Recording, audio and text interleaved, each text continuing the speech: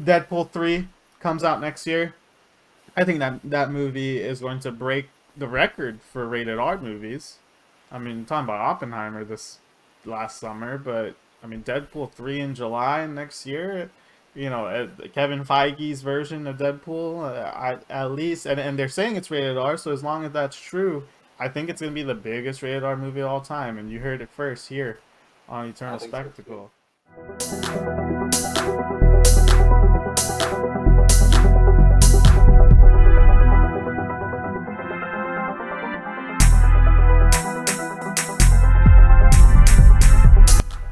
Welcome to Eternal Spectacle. We are back, just coming off of one of the MCU's biggest movie releases of the year, The Marvels. We also came off that Loki season finale, that 6th episode for season 2 as well. We're going to talk a little bit about where the MCU is headed with the endings of Loki and also The Marvels. And we're going to talk about that juicy end credit scene and also that Madam Web trailer that came out today. So we got a lot to discuss. I got Lotus Tile with us. Quay, what's up, man? How you doing?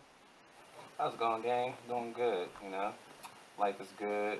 Getting ready to look forward to talking into the subjects we got going on today with the Marvels, the future of the MCU, and Madam Web. I'm really excited to talk about that stuff today. Well, let's just jump into it, man. What do you think about the Marvels? I know both of us saw it opening weekend. The reviews have been pretty mixed, right? I think it's safe to say Rotten Tomatoes, it's certified fresh, but it's definitely low 60s fresh. If you look at everything else, IMDb, it's in the sixes. If you look at how the Reddit polls went, I think it was around 7. Audience score probably around 82, which is a lot lower than normal for the MCU, and I know you have a lot of thoughts on it. But what do you think of just like the movie, just coming out of it, being able to digest it, a couple of days later? Yeah, without any like real deep critiques right now, I mean, I came out of the movie really enjoying myself. I really enjoyed a lot of the fight sequences, a lot of the choreography and action scenes were really good, especially with the dynamic of the three women being entangled and having to figure that out. And, the choreographers getting very creative on how to juggle and entangle their powers together when they were fighting the big bad Darben. Um, so really enjoyed the fighting. Really thought some of the character development between the characters were good, especially seeing Carol develop a little bit more from the first movie. We didn't really see a lot of growth from her just because we only got a little bit of showings of her outside of her first movie. Even, and we were getting this hype about her being in Endgame, and I mean she really was only in Endgame for all of 2 minutes of screen time. So, this was a nice chance to see her again and see them develop her character more to make her likable. I really enjoyed her, like I said.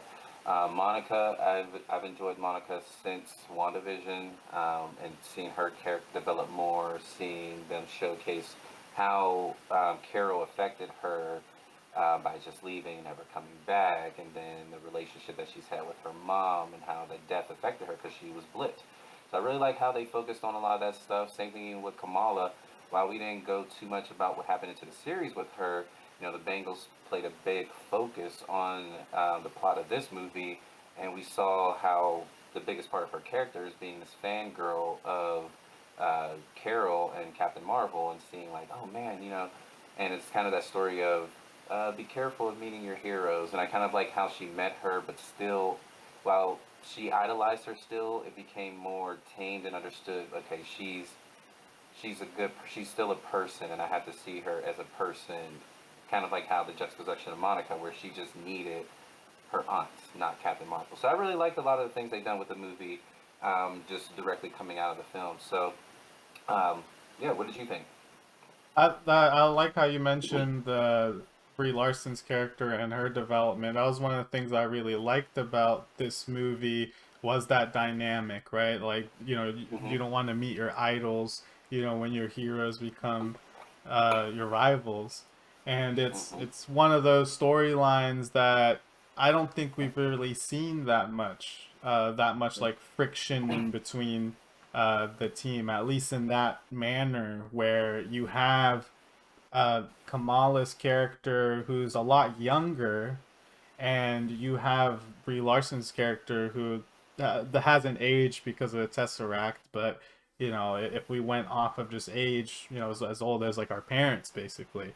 So Hmm. she's a lot older of a character, and you know, Monica, you could tell, has a lot of resentment towards uh, Carol and Aunt Carol not being there, and then for her to be blipped away and not even hear from her, I'm sure that would hurt. And it plays to a lot of the emotions and a lot of things I think a lot of us nowadays are going through in life. So I thought it was a light-hearted film that had some deeper messages in it. That being said, I feel like Darband, her villain probably needed like 10 more minutes. Maybe we could have used some more Hala scenes. Maybe we could even honestly, one of the coolest things I thought could have that should have happened in this movie is us seeing like what happened with Xandar and maybe like Carol stumbling onto that. But we got to see what happened with the Kree Empire after Captain Marvel came back from Earth. So that's always been the mystery. What happened? Why is she really out there? I'm not sure if I completely buy that as complete motivation to not come back. But it would make sense, you know. She's trying to fix things out there and keep peace and essentially be this protector out there in space. Um, I liked all the cameos, and I think it's safe to say anyone's watching this has probably either watched the movie or doesn't mind the spoilers, but all sorts of cameos. I mean, the first one that we see, Valkyrie, which I thought was Hmm. a very good cameo. I think that that is what the MCU is supposed to be. You're supposed to just like randomly run into these characters that have a role in the society that they're in. In this case, New Asgard is a haven for refugees, and it makes sense for these Skrull to go there.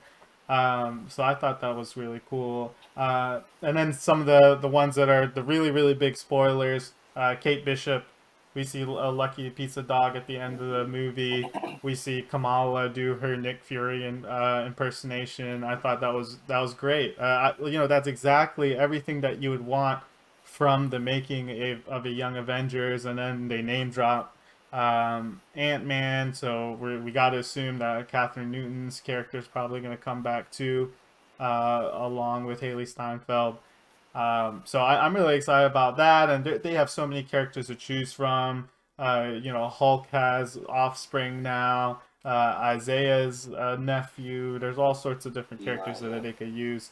But the one that I really want to talk about, and I think the one that everyone wants to hear, is at the end of the movie, right? So at the end of the movie, they have to start the portal that essentially has opened up between 616's universe and some other universe that hasn't really been determined yet. And Yeah. as a result of it, Monica has to fix it. You can watch the movie to see exactly what happens, but she ends up trapped on the other side in a different multiverse altogether, waking up in some sort of medical bay, and she sees her mom.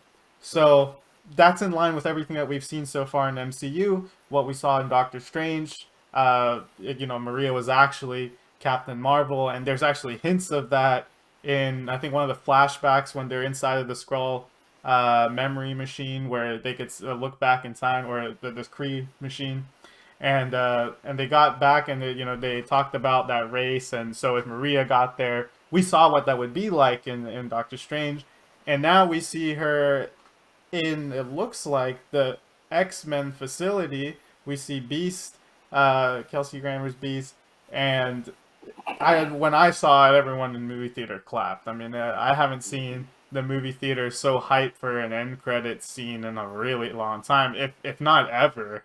I don't think. I mean, there's been some good end credit scenes, but I think this might be top five all time in terms of all MCU. Regardless of how you felt about the movie, that end credit scene made it worth it, and the story that brought us to that to me made sense. I mean, it wasn't just randomly patched together.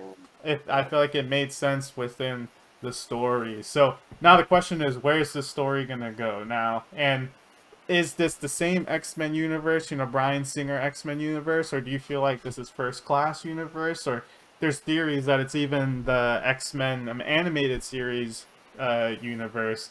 What's your theory here? Where did Monica end up? Or do you think this is like the multiverse of madness? I think was it 872 or whichever that the universe was that Doctor Strange and America showed up on. Where do you think Monica ended up?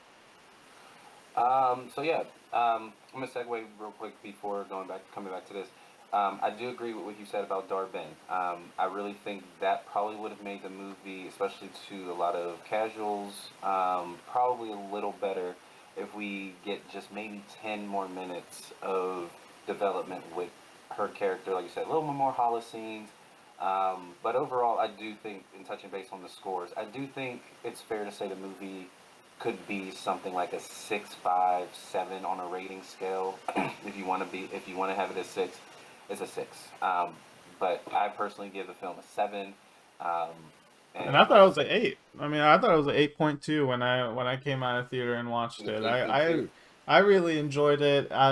8.2, it was above what my first reaction to Quantumania was. I actually really liked that movie with Jonathan Majors, and we're definitely going to talk about that in a Mm-hmm. bit too.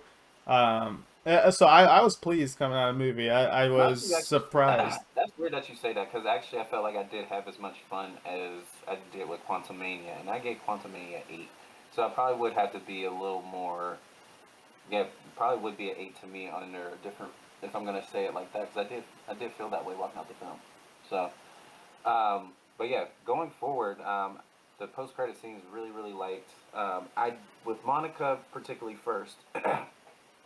I don't think she's in the 838. That's what was in Multiverse 838, of yeah. Madness. I don't believe she's there. They made it seem like or Maria definitively died against Wanda. They make it seem like everyone in the Illuminati died against Wanda in the 838. So Right. maybe not. But at the same time, a statue just falling on her didn't seem that definitive, you know? It So was for open all we know, ended. It could also be another point in time. It could be like decades before that point in time where Wanda comes in too, I think. yeah, I mean, that time and everything it's all weird, you know, literally. So it could be that. But also, they mentioned Charles, so unless it is, like you said, Charles did also die too. So um, I do think it would make the most sense in a way just because it is the most connected in terms of this whole incursion multiverse thing that we have going on. It is the only multiverse or universe that has the most personal stakes and connections to us. We know those people there. We felt, upset that Wanda killed them all for the sake of, obviously she was twisted by the dark hole, but all for the sake of, her children and things like that. So maybe that place would want revenge. But like I said, I don't think it's them. I think they might be saving them for something different. Um, I think it's actually a totally different universe, a whole different Earth. I think it could be the Earth, which would make sense. It could be the Earth of the X-Men '97 series, but live action, and because Beast looks just like his counterpart in the animated series from the '90s.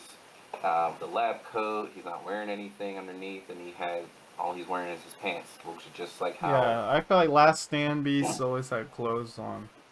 Mm-hmm. And same with So, Nicholas Holt Beasts. so Nicholas Holtz always had clothes on too. Exactly.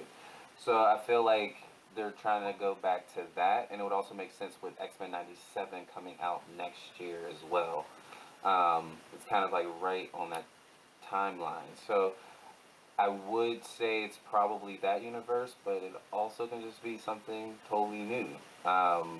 Because, well, while Jean technically did die in the animated series as the Phoenix, um, we don't get any connections to like like there's any Miss Marvel or Carol out there unless they're doing the new binary storyline. So there's a whole lot of different things they can do. For all we know, it could also be the X-Men timeline of after Days of Futures Past. You know, Yeah, we're all I could. young. I heard an interesting theory, which that would actually be pretty cool. That it is a weird, it is a weird '90s version of um, the younger X Men team, where Dark McAvoy and Venus. Fassbender. And I was like, that would be really cool too, because then yeah, we can get McAvoy and Fassbender, who are younger. No offense to you know Patrick The Stewart and Ian goats. McKellen, but you know they're getting up there, they're getting old. So outside of just it being a fan servicey thing, I think it would probably make more sense to give us this new Charles that we And haven't they're great seen yet. But actors. at least, yeah, instead of throwing in Patrick Stewart for nostalgia's sake. Um, so that's my theory on that. And I really like with the Young Avengers where they got that set it up with Kamala. I think it makes the most sense too. In the comics, it's Iron Lad, but we haven't really found like this whole younger version of Kang to even play them and everything, which we'll get more into with Jonathan Majors and Kang. But I think it makes the most sense that it's Kamala doing it. It's she's the fangirl. She wants to be the superhero. She wants to be on the team and do this. Like that, she's the one that's you know assembling the team and making it like a parody of Nick Fury is just very fitting within her character. Even though she would know nothing of that first interaction of uh, Tony and Iron or Tony and Nick Fury, I do I do like how the writers did that, and that's what I say. It's just those little beats where I feel like people don't always appreciate the MCU. Like you said, movie might not have been perfect, but the journey was totally worth it. Movie was fun, and journey was totally worth it to see where we're getting into. The picture's getting more clear. Yeah, I mean, I hate to talk about the culture of the internet right now, but I mean, there was a tweet that Stephen King put out where he basically criticized people for being happy for the failure that the Marvels was at the box office. And one of his follow up tweets from that was basically saying that a lot of it, or at least his theory was, a lot of folks are just turned off by females being in strong roles. In this case, three female leads from three more female driven shows, and that could be part of the reason why it didn't do well. And myself, I mean, I thought it was very family friendly fun. I think, especially for parents with daughters, I think that's definitely one of the superhero movies that I think people are going to gravitate to for the next 10, 15 years when you're introducing younger folk into this genre. We've seen these female-led movies in the past fail. Whether it's Black Widow or whether it's Elektra, they just haven't been as received as well as some of their counterparts. And I think it's a result of the culture today, and I think this is actually a good segue into the whole Jonathan Majors situation right now, where the court of public opinion is that we should probably stay away from this case. We don't know what's going on. Without getting into too much detail about the case, there's other accusations that are now coming in, and it seems like Marvel's done right by the actor and stayed with them for the last year. But all of the rumors that we're hearing, from the writers being removed from Avengers to the director who directed Shang-Chi getting removed from the project now, and there's rumors that they're not even going to call it King Dynasty anymore. Uh, and I think a lot of it comes from Quantum Mania's lack of success too. But we saw Loki season 2 have be pretty well received, and Jonathan Majors wasn't a part of the promotion, but his character is essential in everything that moves that season. So what are your thoughts on, just in general, like what should they do? Should they just recast if they want to just keep this character? Like if the issue with the actor outside of the movies and the shows is too much to deal with, why don't we just recast? And it's not like this person passed away, or it's not a Chadwick Boseman situation. We're talking about someone who is facing serious allegations, and the show's got to move on. And at least to me, it seems like we shouldn't compromise this whole storyline and just give it up. it's giving DCEU vibes. At least that's how I feel about it. How do you feel, Quay? Um, kind of like what you said. I understand the court of public opinion, and I understand corporations and businesses can do as they please when it comes to optics and all of that. But I also think at times, in as a reflection of our culture, we tend to move forward too fast or move on from something too fast because it doesn't fall into line with this that we may believe, or we don't agree with that, or whatever, or we wish this was shown instead of that. Um, I think Marvel, like you said, right now has been doing a really good job standing by him, and I hope they really do keep standing by him. Seems like one of those things, and this is just I'm also a person that just waits to see what happened, but I'm also a person who believes that a person is innocent until proven otherwise. So I What Anthony personally, Mackie said, I think. I personally feel as though we support a person until said otherwise. And for me, it just kind of seems like there was evidence. We're not gonna get too much into it. It just seemed like there was evidence that seemed like he was fine with the current situation. Like you said, other things just started to pop up. It just felt like weird timing based off the man's success. But we're not gonna go too deep in that. It's a personal thing there. We're gonna let that handle with the courts. But I really wish and hope that they keep Kang in general, no matter what they do. That's another touchy thing with, like you brought up. It's not like he died, but then Marvel felt like, well, William Hurt died, but we can replace him with Harrison Ford because it makes me, with that situation too. I have personal feelings about that a little bit. But like you said, it's not like he died. So why not, if it really becomes that big of a deal, why not just recast? I get it. It makes it seem like he's a constant across the multiverse where he's supposed to look like Jonathan Majors, but for the infinite multiverse, there has to be a version where, yeah, he doesn't look exactly Right. like Jonathan Majors. So if it really becomes a big thing for them, as frustrated as I would be on a personal level, if it's like before the court's decision and everything, I would be a little upset. But I always put my personal feelings aside about projects and see how everything actually plays out for a movie and everything. So that's always first for me. So I'm really hoping Marvel stays the course and just keeps Kang. There's no reason to backpedal now. If you do, then you really have to convolute.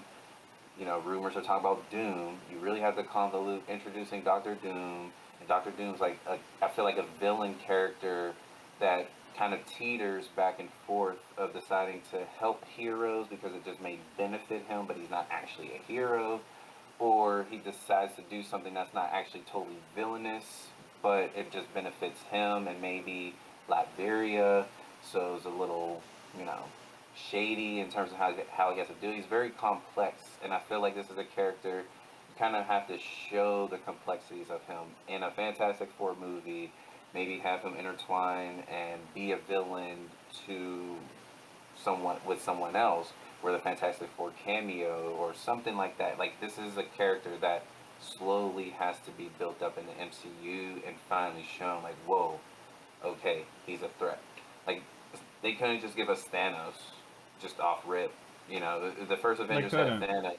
It just wouldn't work. But who's this purple dude? Who's this like Right. grimace purple dude?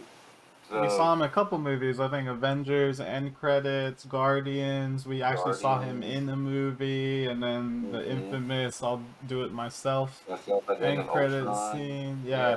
So I think there, and that took how many years? I mean, you're talking about from 2008 all the way to Infinity War, which is 2018. So that's 10 Mm-hmm. years.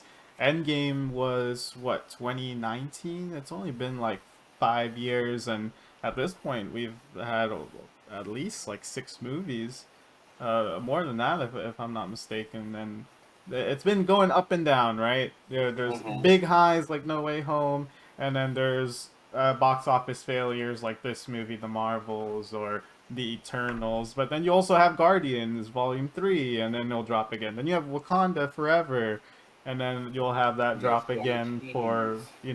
Black Widow or and the thing is that for me at least as a fan, I love these movies so much because they do, for me, they do right by the main characters, and usually the issues we Hmm. have with the movies are how they interpret like a side character or how they do like a villain. But usually the main character is casted well, is well acted. The director usually knows what they want with that character. For me, it doesn't matter if it's Peyton Reed with the Ant-Man series or Hmm. it really doesn't matter. I think that a lot of these folks are getting a lot of criticism for no good reason. I think people forget that back in the day they were like heavily manipulated by like the corporations, and that's what's happening with the DCEU, which they're gonna Hmm. have their last film, this Aquaman film, which apparently has been really badly screened. Which we'll get into that some other day, but going back to Marvel, right, with this MCU future, and maybe this is a good segue to jump into Madam Web. What are they planning to do here? So it looks like for sure we're gonna merge in Fox. They're saying that Sony is basically part of the universe, but I think Kevin Feige doesn't really want to be as hands on with the Sony stuff. And my reaction to the Madam Web trailer is I'm pretty excited to see these new characters, but I don't know if this trailer is enough for the average moviegoer to be excited and go watch it. I think the Spider-Man diehards who maybe were used to Madam Web in like an animated series or in the comics might be excited, but why would random people go see it? To me, at least, it seems like there are a lot of females on screen, a lot of them very attractive and might be able to bring in Gen Z and millennial watchers, and maybe they're hype about that. But like, what is MCU trying to do here with all these universes? And do you feel like it's the right path for success moving forward in the MCU? Because it seems like maybe there will be like a mainstream MCU, the sacred timeline, quote unquote, and then we'll have all these other like Elseworlds on the side, or is this all just going to be one big mess where it eventually is just going to be whatever movie comes out and there is no real continuity anymore, and then it's just going to end up being a reboot for Avengers? Um, well, before we get into that, to kind of touch base on like the, you talk about the female leads. Um, I do find it, I do find it interesting just because, kind of like what you're saying, this even with like a Jonathan Majors situation or something even more heinous has nothing to do with movies, but person in public opinion with Deshaun Watson. We have this thing about things that with like women and things that happen to women and things like that, but then when women get pushed into this like, oh yeah, then yeah, it's weird. There's like just this whole like raging mob when it comes to that. But it's like, but wait a second, I thought, you know, we're supposed like women go through these things and we should make sure they don't go through these things and like they can do different things and all this stuff, but supposedly they can't be superheroes. Which for me, I think we talked about it a little bit. I understand a notion if you want to say in real life, or in a more realistic type movie. I can understand if you want to tell me that a normal, well trained 120-pound woman is beating up 275-pound bodyguards. Like, if it's 10 of them or whatever. I can understand that just kind of whatever. But at the same time, movies and fiction that's what they are. So you can suspend your disbelief. But I can also understand, like I said, in a more realistic sense, if that bothers you. However, I can never understand that argument when it comes to female superheroes, especially when the biggest thing with being a superhero is having super strength. So or like some type of super ability that can make you OP. Like Jean Grey doesn't have super strength, but she has telepathy and telekinesis that is so OP that she doesn't even have to lift a finger. So, I mean, I don't. I just always find the argument kind of laughable when it comes to yeah, female superhero movies. It just doesn't make sense. Like no one wants to see female superhero can't beat everyone. It's like I mean, if she has super strength and her power set is OP, it just is what it is, my G. But anyway, so going into what you're saying with this Madam, web movie. I think the biggest seller for casuals is going to be the fact that we have a quote unquote evil Spider-Man, like legit evil looking Spider-Man with that's why I'm drawing a blank on his name right now. Jeez, I'm drawing a blank on his name. He. Oh, now I'm gonna have to look it up because I'm drawing a blank. I don't know why I'm drawing a blank. Ezekiel. I was like, I wanted to say Elijah for some reason. That's because I kept thinking Patriot because we mentioned him earlier. Mhm. But yeah, Ezekiel Sims. The whole introduction of him being like an evil type of Spider-Man. I think that's going to be a draw, and then Sweeney Todd because people crush over on Sweeney Todd and her popularity of during Euphoria. So I think that's going to be the biggest sell. But going into the multiverse thing, I do think we're going to eventually condense down the MCU. Marvel might still allow Elseworld type stories because unless they get everything from Sony when it comes to Spider-Man, some of the Spider-Man stuff is going to be Elseworld. So whether that means they're getting a new, their own new version of Spider-Man, or unless they're going to do like live action Gwen Stacy, Ghost Spider stories, or we're going to get a live action Miles Morales, or maybe the MCU introduces him because they also have a Miles Morales. Not sure where they go with this.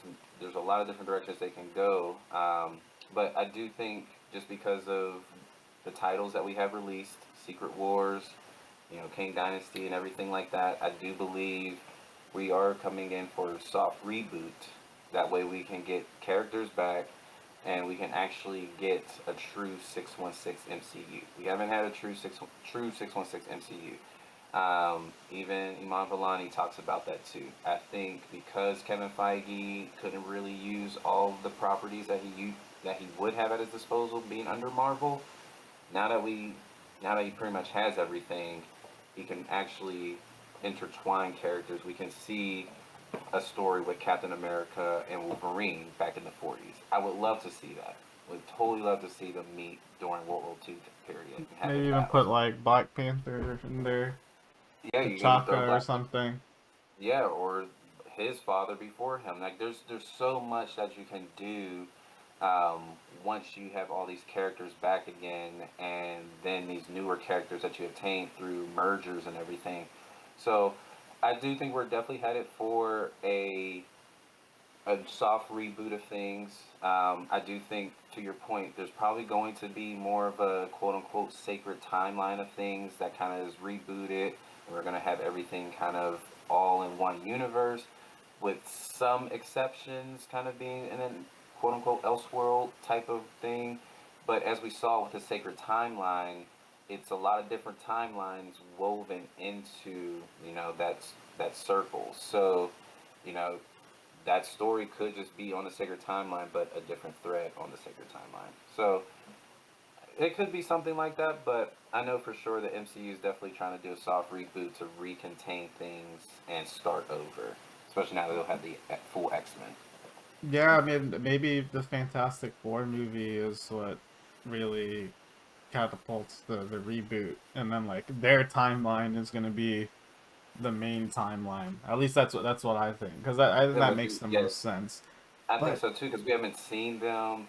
We haven't seen yeah. any X Men in the world. So truly, unless yes, there's a world where the X Men already exists, Fantastic Four already exists, then we can say, okay, from their world, we can get like this reboot, and that's how all the Avengers, we can say like these characters that we already knew kind of pop up in their world, or vice versa.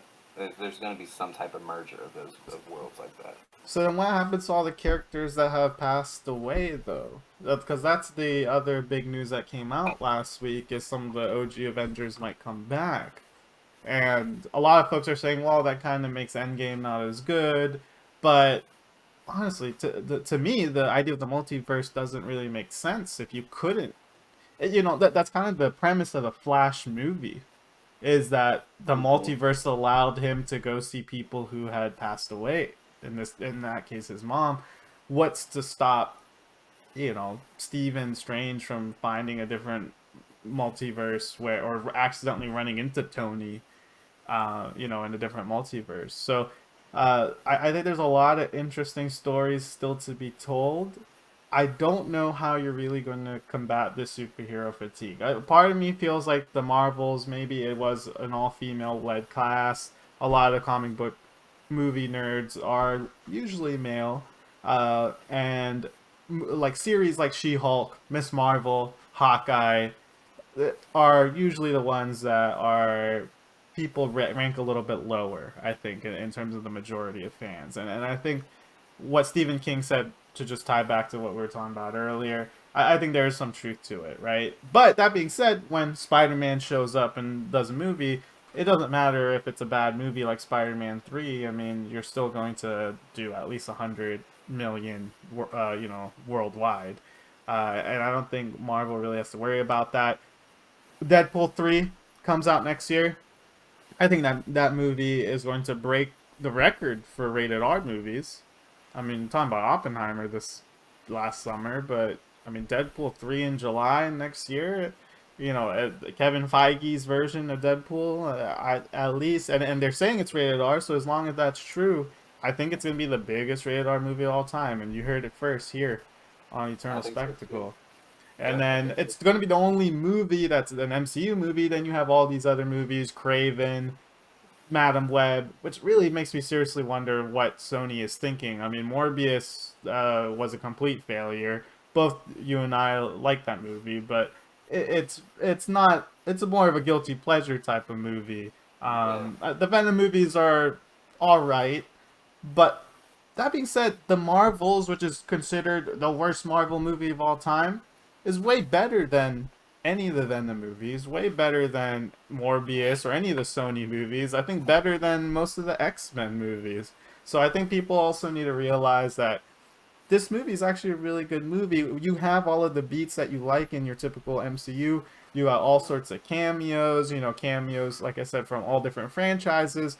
Um, you even have Sejun Park, which big Korean actor, I think 81 Class on Netflix. So you got a lot of things happening for the MCU, and the end credit scene, like I said, is arguably top five. If you could argue it's the best end credit scene we've ever had.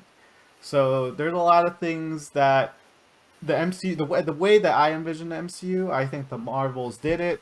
The movie wasn't too long.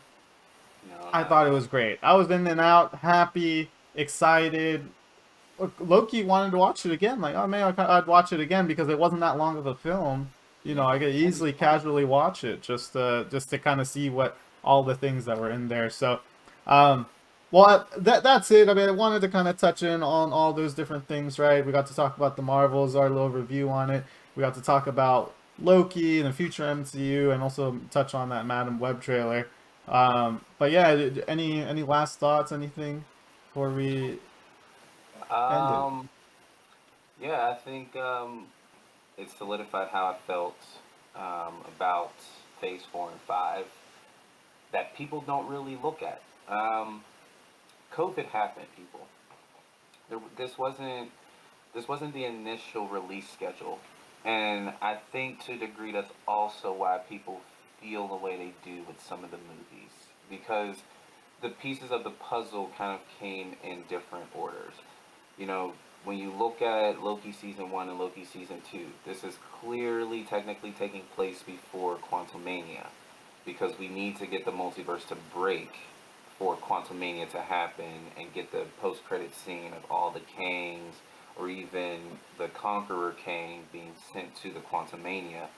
Um, I want people to kind of always take that step back and see the bigger picture of things. Sometimes we have to be like He Who Remains, or we got to be like Loki at the end of the day. Kind of look at things from a four-dimensional sense and kind of see the MCU for what it is.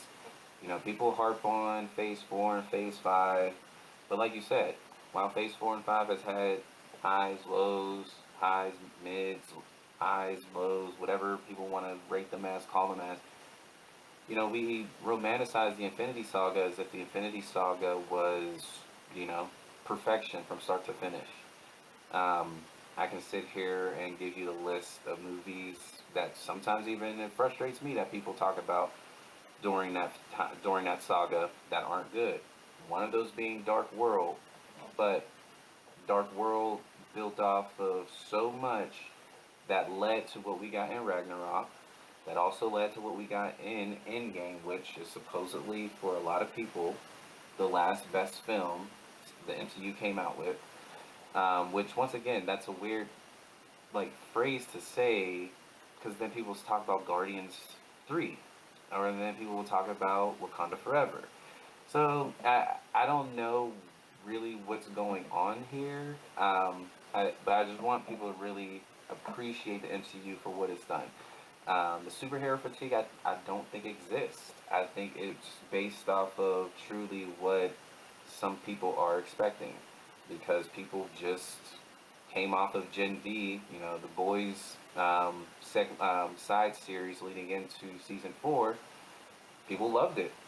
I mean, it is a little bit more violent and on the darker side of things, but people loved it. We talked about Deadpool 3 and how that's probably going to be the biggest R-rated superhero film, Pick up any film, and maybe even any film, right? Exactly. any rated R film, I And think. Yeah, yeah, and people are gonna go.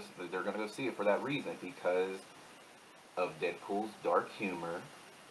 His like it's very dark. It's very gory. It's very ratchet. It is very off the wall. People go see that stuff nowadays, and so I think at times, especially, you know, I've said this too. I think with a world that is so charged and so emotional about a lot of things, you know, we tend to not see the bigger picture, tend to yeah. focus on those things that, you know, maybe ick us or really like grind our gears. And it's like, guys, just maybe it's not that. And have you thought that maybe your these feelings are a little misguided? Um, so like I just want to end it with that. Like I've enjoyed the MCU. I've enjoyed phases 4 and 5. Maybe it's more of the comic book fan of me. Maybe it's because I can be objective while having my personal opinions. You know, I have personal opinions about Wakanda Forever, but I absolutely do enjoy that movie. But I have my own personal like feelings about it. But I do think it's still a great entry to the MCU for Yeah. lots of different reasons. So, I mean, I can tell you I had problems with Infinity War. Not real huge problems at all, but there's certain things that I wish they did a little differently. That's a personal thing, but it doesn't take away from the fact that wow, Infinity War was amazing, or wow, Endgame was amazing. Like the two things can be right, people. Two things can be right. But Yeah. you know, with that being said, Lotus Tile here with a deep enlightening message from the Eternal Spectacle. Yeah, I mean, I like how you mentioned Endgame, last good movie. It was also the last movie to basically not be released before Disney Plus, right? We went into the pandemic, and then everything went into that streaming format. And I mean, they've been on record saying that they felt like they had to keep the content going because of the pandemic. And because of the pandemic, it led to things being complicated with filming, and that also interfered. um, I mean, Wakanda Forever. Obviously, there were some things that off studio that happened too, and I think that the streaming format has destroyed the movie industry overall. I mean, we talk about the Marvels not doing well, but still doing better than every other movie. You know, not named Mario or Barbie or Oppenheimer. It's or Mm-hmm. not. Guardians 3. It's Guardians still 3. doing well. It's just that streaming now, for even for the super fan, if you're not that into going to the movie theater experience, you don't want to go park downtown, you don't want to, have to pay an arm and a leg to go into the movie theater, and you're already paying for a subscription to Disney Plus. I'm just gonna wait 3 months and I get to watch the movie. Whereas back in 2019, when Endgame came out or when Infinity War came out, it wasn't going to end up on any streaming, or at least the conventional streaming sites. It might end up on Stars or HBO or some, Yeah, you have to have stars. yeah, exactly. Yeah. Some channel is going to get it eventually, but not in the way that we think about it today in 2023. So I think there's just not as much of an incentive for individuals to go watch it immediately. There's no big event happening or has happened yet in Phase 4 and Phase 5. That nothing huge has really happened. So there's nothing that you need to really watch as a comic book fan at this second if you're not pressed to watch it anyway. And I think Hmm. post pandemic, I think in general people are just trying to do other things, and I think movies are down. You mentioned The Boys and Gen V, but these are all things that aren't coming out into the movie theater, right? These are all going straight to streaming. So it's hard for us to even compare these things because Hmm. I don't. I'm sure The Boys would do well in theaters if they Oh, made a it movie, definitely, yeah, it definitely but will. it's just it's a different format altogether, so people can watch it and binge it. They can go off the rails with the all of the M-rated stuff, and we know that Marvel's going to go that direction. We saw the Echo trailer too, something that we haven't mentioned tonight, but yeah. So I think Kevin Feige knows where it needs to go. They know that they need to slow it down. They know that they have to write scripts that are better. I mean, you see what's happening with Blade. They're taking their time with it, right? They're not just gonna. Yeah. We could have gotten Blade according to the original schedule, but we haven't, and it's probably a good thing that we haven't. And I think we just gotta be patient. If not, Marvel Studios is gonna end up doing whatever the DCEU did, and I think James Gunn and DC is gonna be able to lap them because they are now doing that same approach where they're gonna scrap everything, start from scratch, no matter how hard it is to tear that band-aid off. And I think that's what we're gonna do. But I love that. I think Feige's going in a direction where we can pay homage to all the legacy characters over the last 30, 40 years. Very similar to what they did with, I think, The Flash, which I think is a Yeah, the movie that's Flash. overhated too. But I really like because of that reason. And I think Feige's going to do it. And I think they're going to do a good job with Deadpool 3. Uh, as long as their Fantastic Four is off the charts, I think the MCU is going to be okay. I think if Fantastic Four fails and they fail to get this new timeline up and running, then I think DC is going to start lapping Marvel when it comes to the quality. But again, James Gunn not proven quite yet in this space. I mean, he's only had Suicide Squad, which again, numbers wise, a lot of people say didn't do that well. Um, which is kind of funny because I thought the movie was great, but apparently not that many people watched it. Um, Yeah, not too many watched it supposedly.